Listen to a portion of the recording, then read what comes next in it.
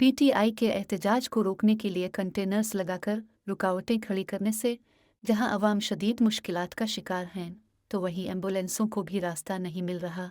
मज़ीद देखते हैं ये रिपोर्ट। पीटीआई के एहतजाज में शिरकत से रोकने के लिए लाहौर पुलिस की तरफ से पीटीआई कारकुनान की पकड़ धकड़ के बाद आज सुबह से मेन जीटी रोड को लाहौर की हुदूद शुरू होने के मकाम कोट असद खान के करीब कंटेनर्स लगाकर इंतज़ामिया ने हर किस्म की ट्रैफिक के लिए दोनों अतराफ से रोड बंद कर दिया है, जिसकी वजह से सड़क पर गाड़ियों की लंबी लंबी कतारें लग गई हैं।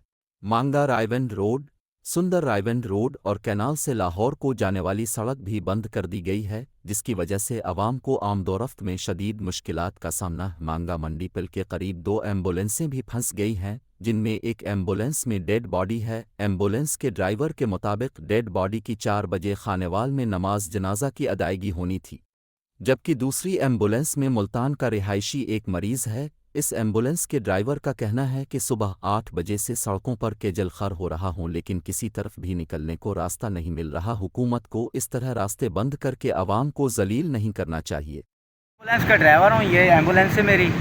सुबह 8 बजे से लाहौर से निकले हैं, अभी तक मांगा मंडी नहीं क्रॉस की हमने। रास्ता नहीं मिल रहा है। मुल्तान के लिए निकले हैं लाहौर से, 4-5 घंटे हो गए हैं, घूमे जा रहे हैं, अभी तक मांगा नहीं फंसे। जहाँ जा रहे हैं कंटेनर लगा के पुलिस वाले बैठे हुए हैं रास्ते।